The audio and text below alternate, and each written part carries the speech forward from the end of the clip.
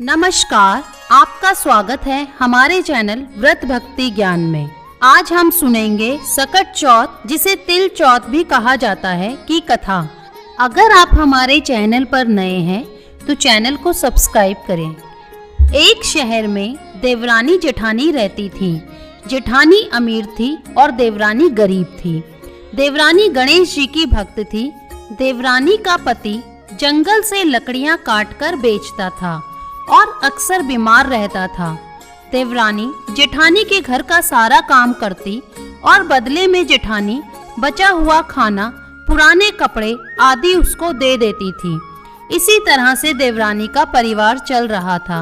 माघ महीने में देवरानी ने तिल चौथ का व्रत किया।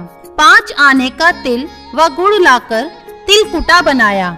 पूजा करके तिल चौथ की कथा सुनी और तिलकुटा छीके में रख दिया और सोचा कि चांद उगने पर पहले तिलकुटा और उसके बाद ही कुछ खाएगी।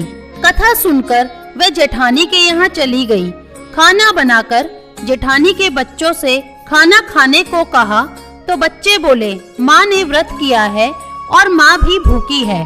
जब माँ खाना खाएगी हम भी तभी खाएंगे। जेठ जी को खाना खाने को कहा तो जेठ जी बोले, मैं अकेला नहीं खाऊंगा, जब चांद निकलेगा तब सब खाएंगे, तभी मैं भी खाऊंगा। जेठानी ने उसे कहा कि आज तो किसी ने भी अभी तक खाना नहीं खाया, तुम्हें कैसे दे दूं?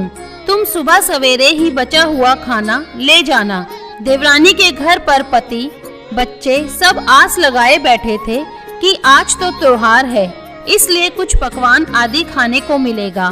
परंतु जब बच्चों को पता चला कि आज तो रोटी भी नहीं मिलेगी तो बच्चे रोने लगे।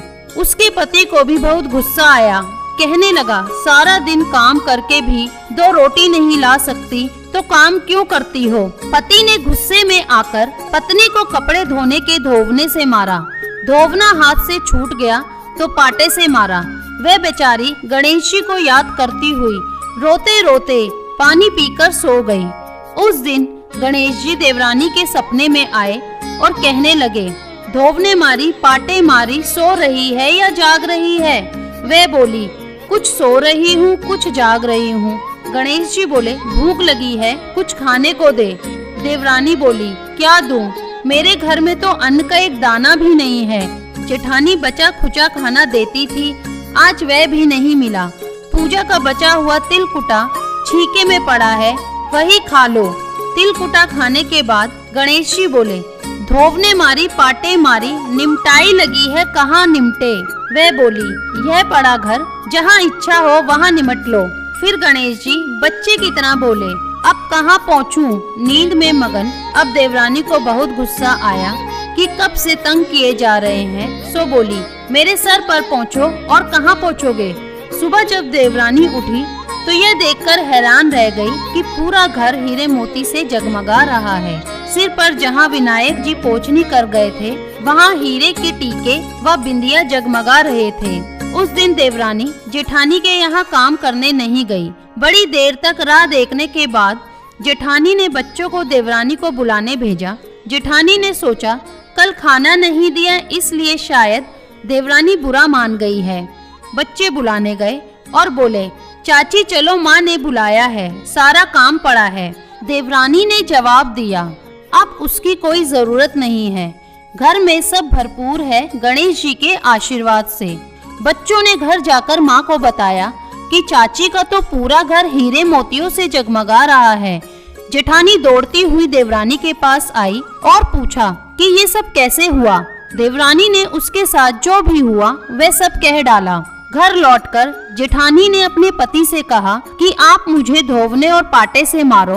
उसका पति बोला कि भली मानस, मैंने कभी तुम पर हाथ भी नहीं उठाया, मैं तुम्हें धोवने और पाटे से कैसे मार सकता हूँ?